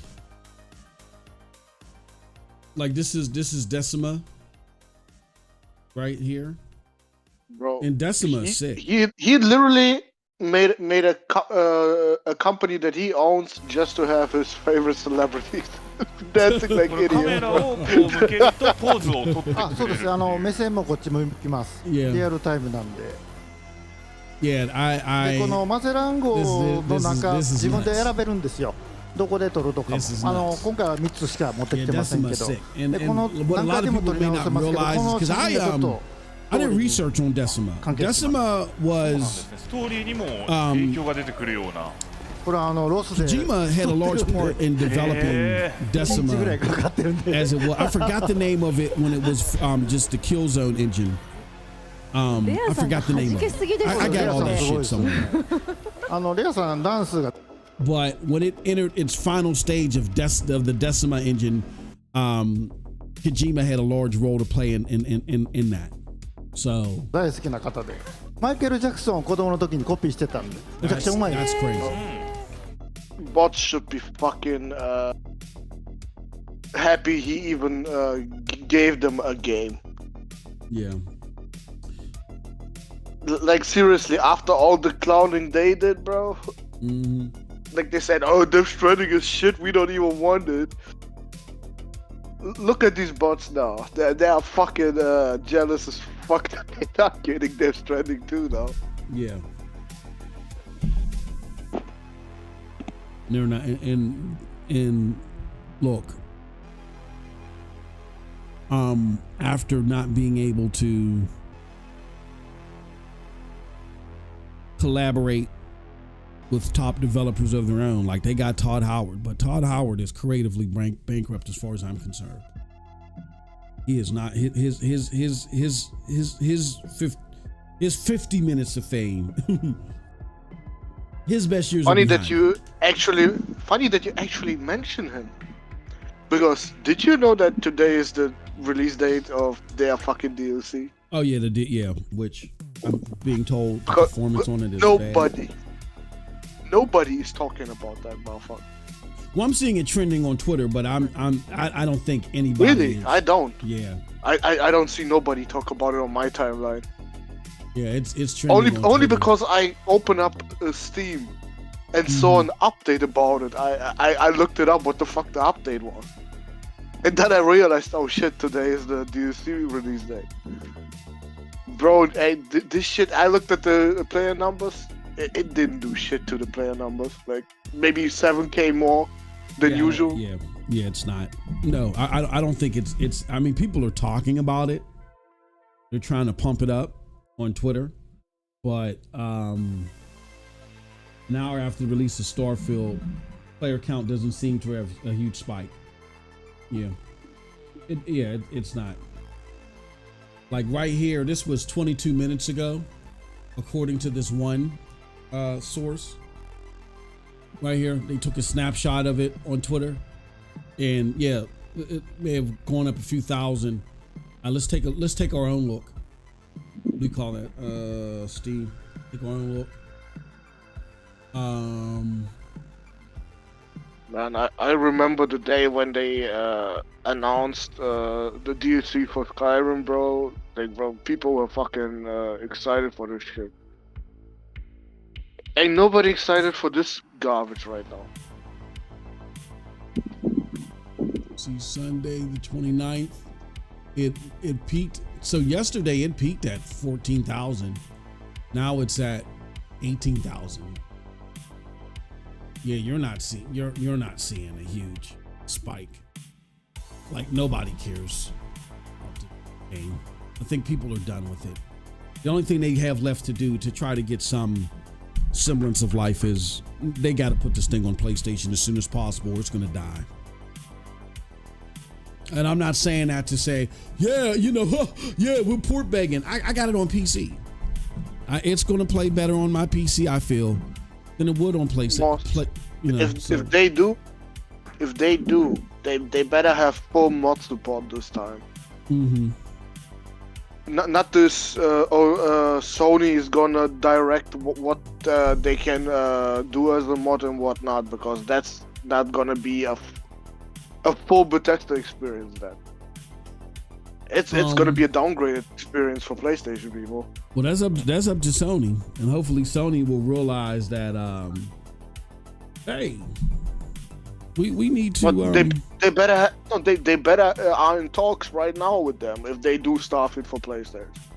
That this shit is fucking okay. Maybe not licensed shit like Nintendo. Okay, yeah, sure. Mm-hmm. I get that you can't have Mario running around and Nintendo be on your ass all the time. Nah, but I mean, bro, just let us do whatever the fuck we want with the game, even if it fucking breaks the console, bro. For what?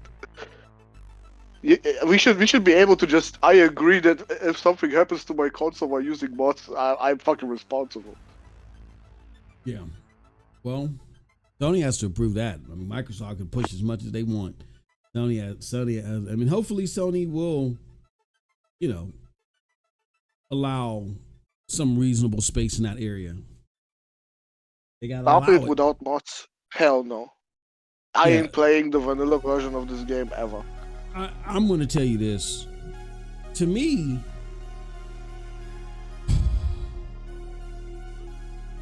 this game cannot be any good or be worthwhile to the average consumer unless they do like a Fallout 76 / Cyberpunk thing where they totally change the beginning.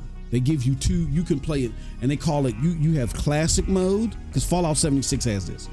Fallout 6 gives you classic mode, and then they have, you know, new mode, where they actually change the beginning for you.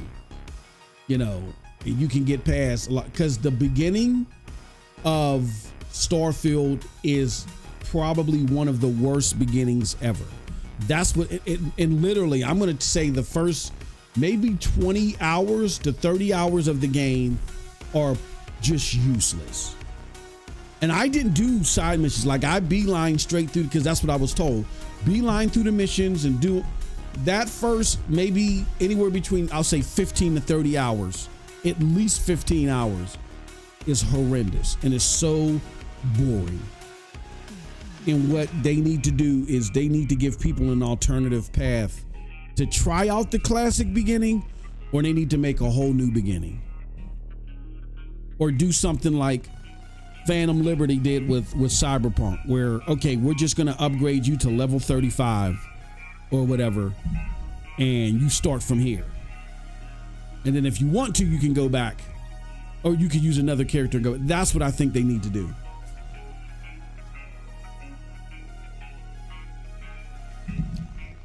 Matter of fact, that's what Fallout does. Fallout does the same thing that Phantom Liberty. It just kind of eradicates the beginning as you know it, and you start outside the vault, and a lot of the things that you had to do between level 1 and level 15, they already do for you. So I'm thinking that's probably what they should do with Starfield. They should just start you off somewhere, you know, they tell you a story, a quick story, you know, give you them stills from Redfall. Give you 5 minutes of Redfall stills, right?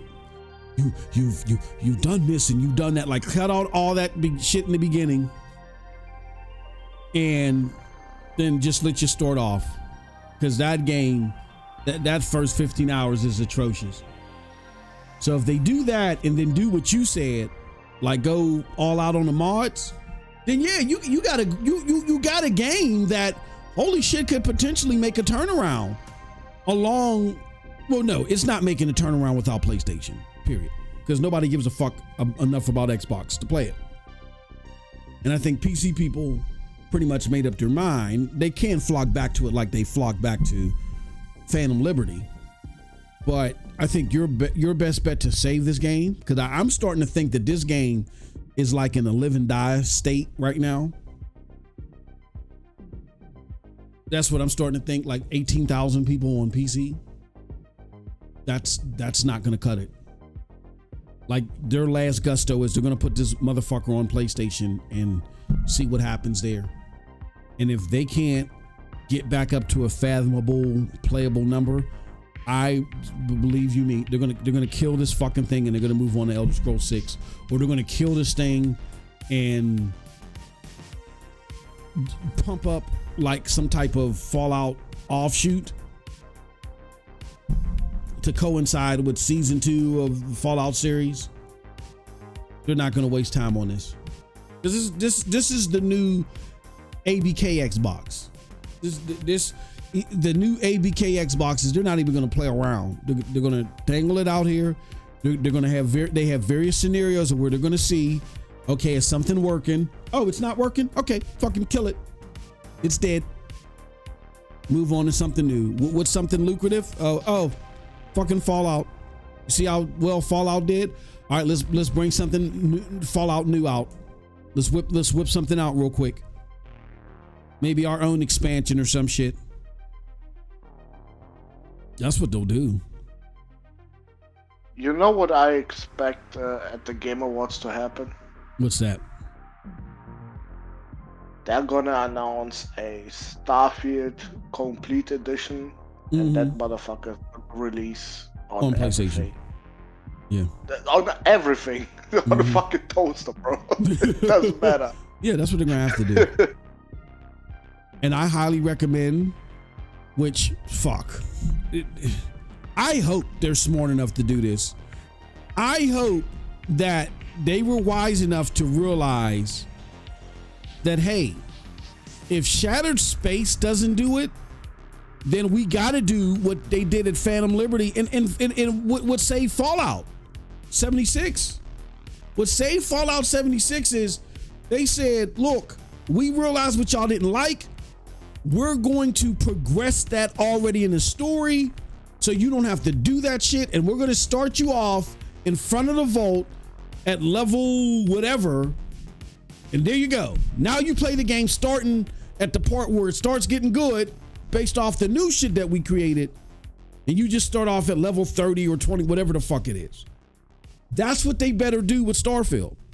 They better start you off at level 25 or 35 or whatever, where like maybe you can hop in this shattered space or whatever, because all this other shit has already been done for you to explain all the other shit.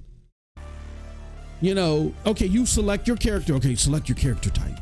You do your character. Then based on your character type, there's a predisposed Redfall slide. You did this. Your balls started hurting, so you got some jock itch or whatever it is on the slide. Then start you off in that game on the Shattered Space, wherever, Constellation or whatever, and then you start from there. Because I'm telling you, even worse than Cyberpunk, Starfield is has the worst fucking beginning of any game ever, AAA game ever, next to the game that came out a few months before Redfall. Which that whole game just fucking sucks.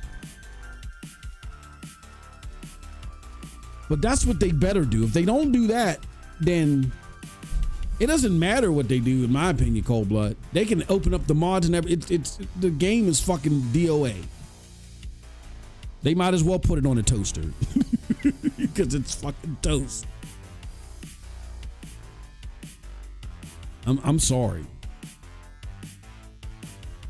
Something else interesting. Oh, go ahead. What are you gonna say, brother? No, I just wanted to have our weekly checkup on Broomstick and his friends. It seems like the delusion just keeps on getting worse with that. Let me see. Does Jamie's Act have anything new from them?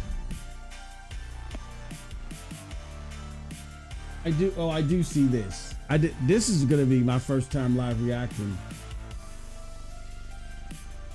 to this. I didn't even see this.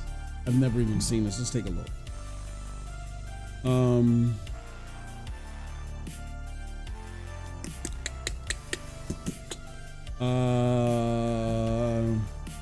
right, let's pause the music. Let's listen to this shit. Oh, there's a whole minute of this shit.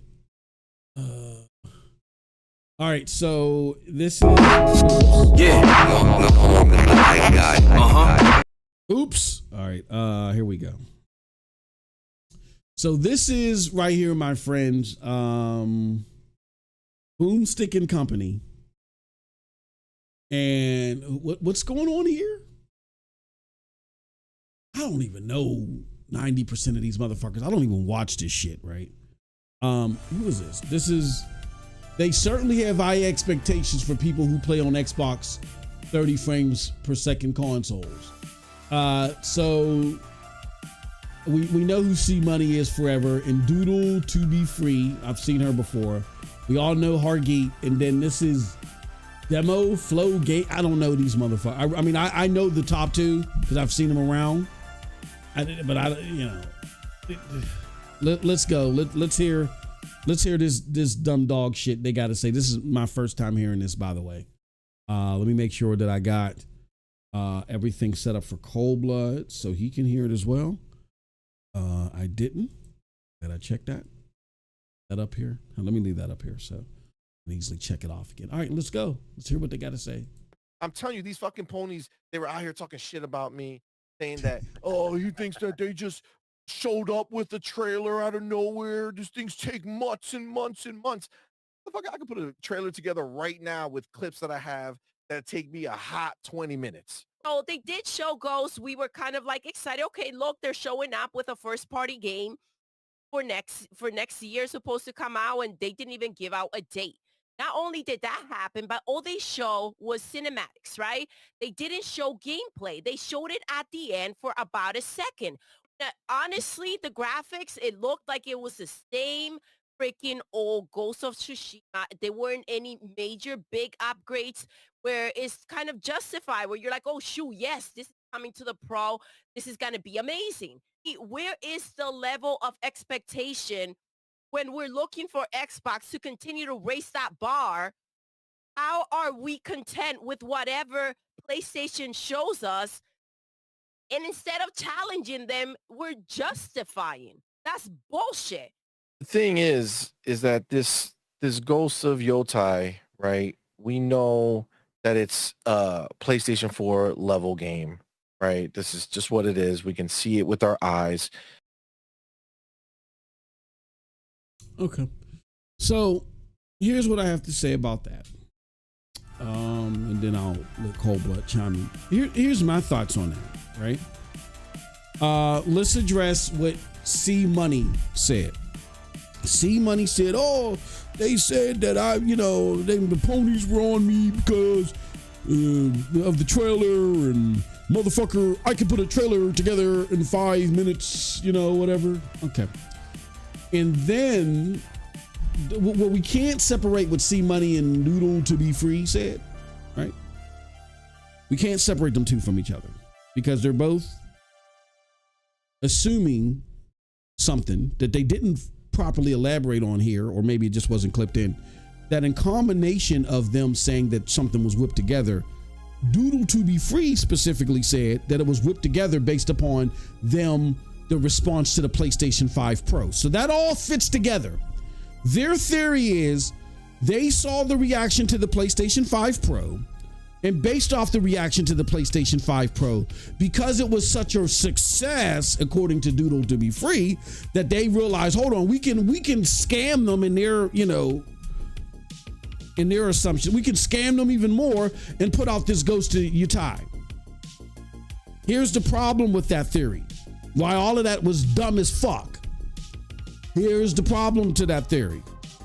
Jeff Grubb had announced the state of play well before the PlayStation 5 Pro was even released, or the reveal of it was even released.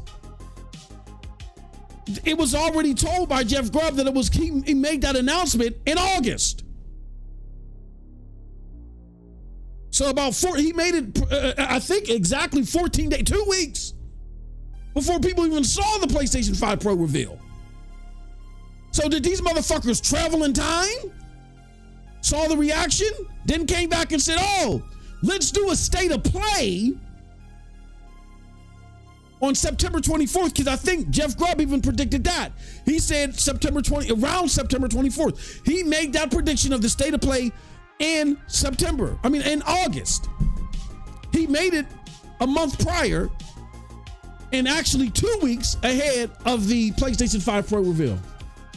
Hold on one second. So there's no way that Sony could have reacted to something that didn't happen yet. Number two, the PlayStation 5 Pro reaction was mired in controversy. The video had a shit ton of dislikes. Everybody, including us, was talking about the price.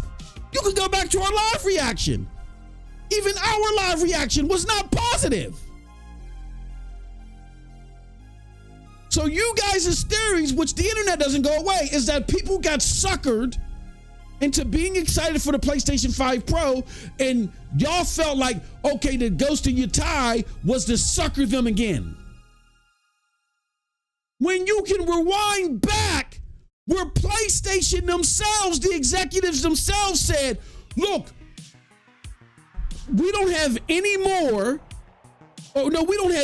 traditional PlayStation games to market in 2025. I mean, in 2024. We don't have none of our heavy hitter or traditional lineage games for 2024. Remember the execs came out and said that earlier in the year? They came out and admitted that earlier in the year. So that means your Ghost of Tsushima, your God of Wars, your Last of Us, your Horizons, none of the foundational AAA first-party games, none of that's coming out in 2024. They said that. They also said, but that's going to be different in 2025. So they several months ahead. They already said, we got this slotted for 2025.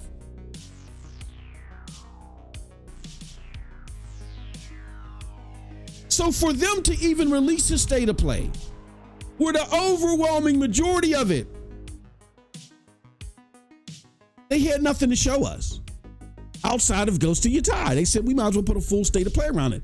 Just like they thought to put a full state of play around Concord, right? And, they did that with Astrobot. They had something to show. It's just that prior with Concord, they had nothing really great to show us. This time around, they did. So the whole theory falls apart because y'all don't do research. Y'all just talk shit. And y'all are converting from outlets that have something positive to say about Xbox versus just hating on PlayStation. That's why you guys get clipped. If you actually did your research before just coming on the mic and talking shit, you would have realized that theory makes absolutely no fucking sense. So nobody cares if you can motherfucker put a clip together. Nobody cares about your fucking clips. They'll clip you. They don't care about your own clips. They'll clip you their damn selves and benefit from it. Nobody cares about your clips.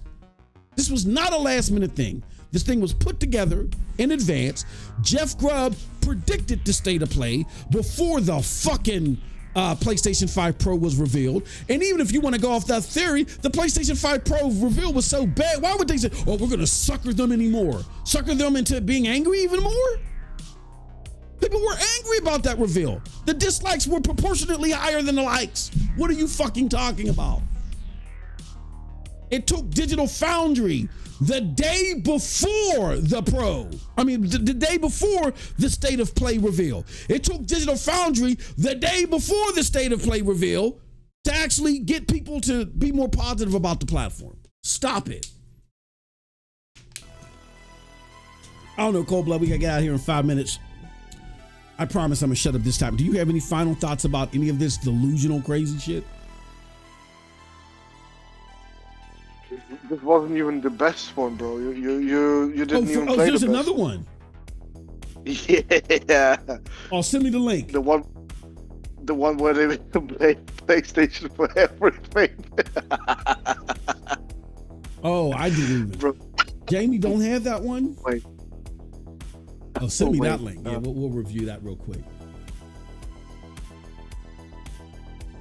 I mean, whatever the fuck that woman said, bro. I don't know. She's fucking angry for whatever reason. I have no idea. Made no sense to me. Yeah, they're pissed because they're getting clipped. That's it. Oh yeah. This one, bro. Play this one, bro.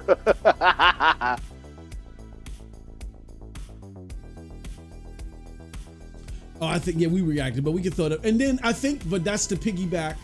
Oh, no. This was a different one. But hold on, let's play this one.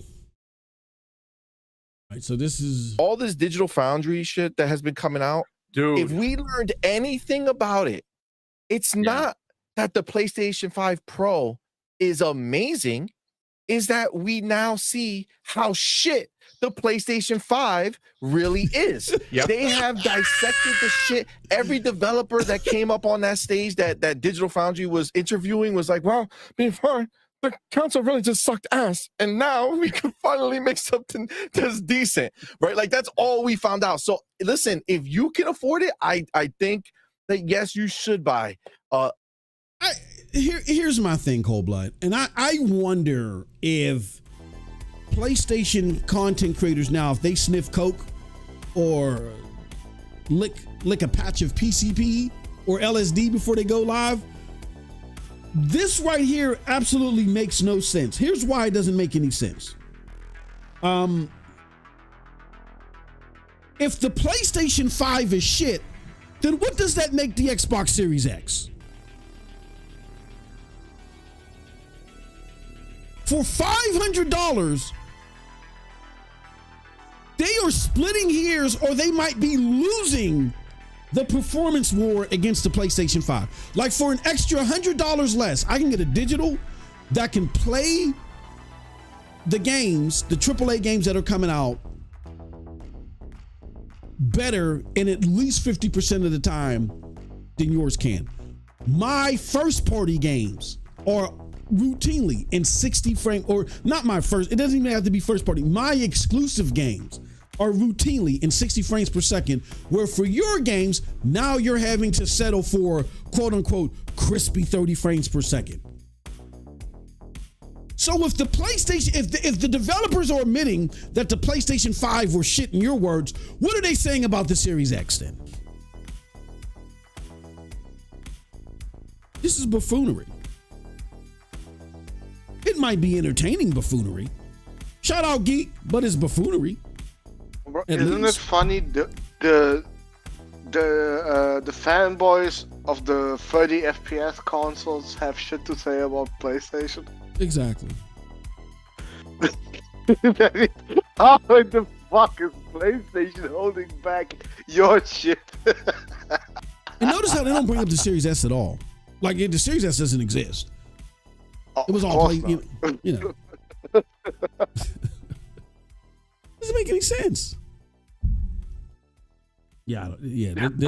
I'm telling you, this Pro will absolutely destroy their fucking minds, bro. Oh my God. Yeah, they're fucked. They're fucked in so many, and it's not because I'm so sold on it. It's like what you said. 90% of it is what you said.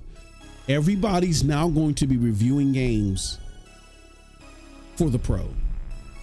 So you're going to have even less reviewers even bother on an Xbox review. For the people that do hit IGN, as you were saying, this is your theory. For everybody that does hit IGN to take a look at, what's going on with the game, the overwhelming majority of them now are going to see PlayStation.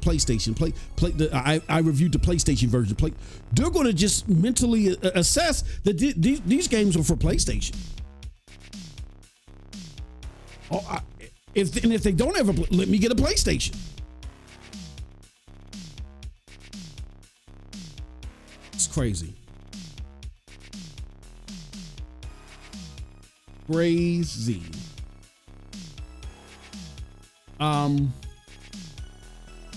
Yep. Final word, Cold Blood, and then we gotta get out of here. Well, I gotta get out of here.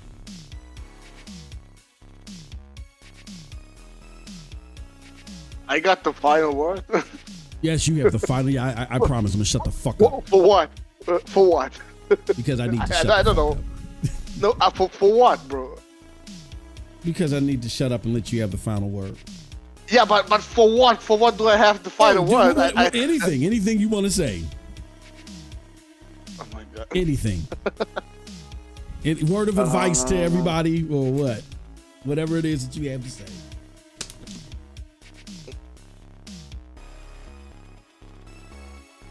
You ever listen to Broomstick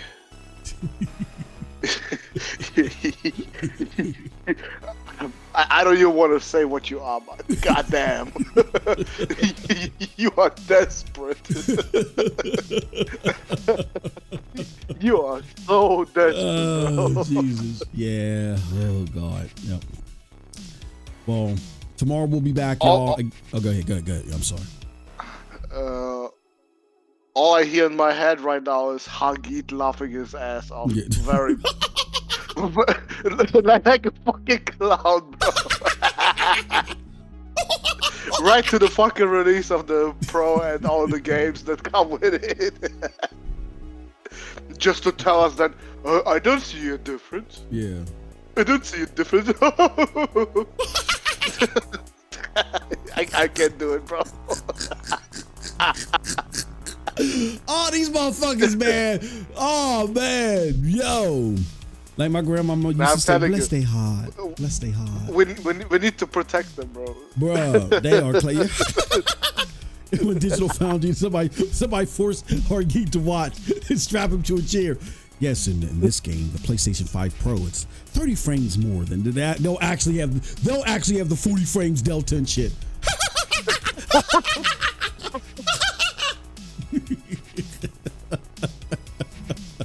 Wait, wait, what was the game called? Is the medium gonna finally run at 60 FPS? Oh yeah, oh they finally, yeah, and we're able to run the medium at 60 frames per second.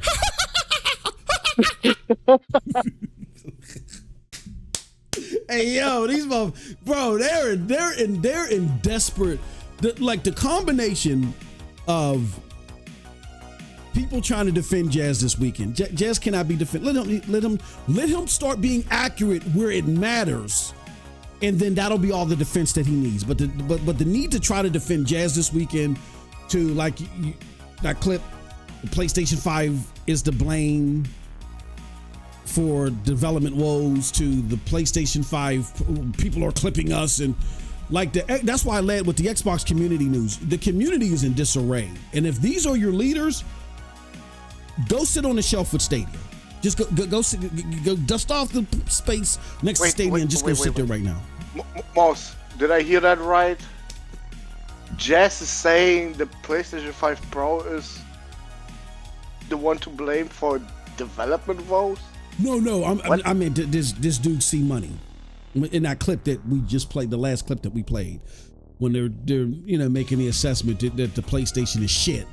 And then in prior clips, they were talking like the PlayStation was the thing holding, like a broomstick.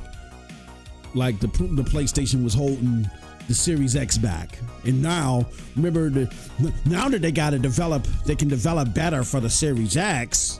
I might be a boob here, but now they get to unleash the power of the X. Might be a boob.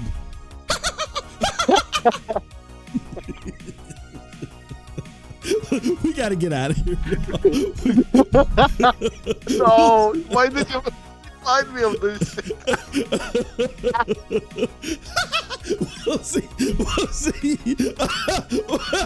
We'll see y'all later. We're out of here, peace.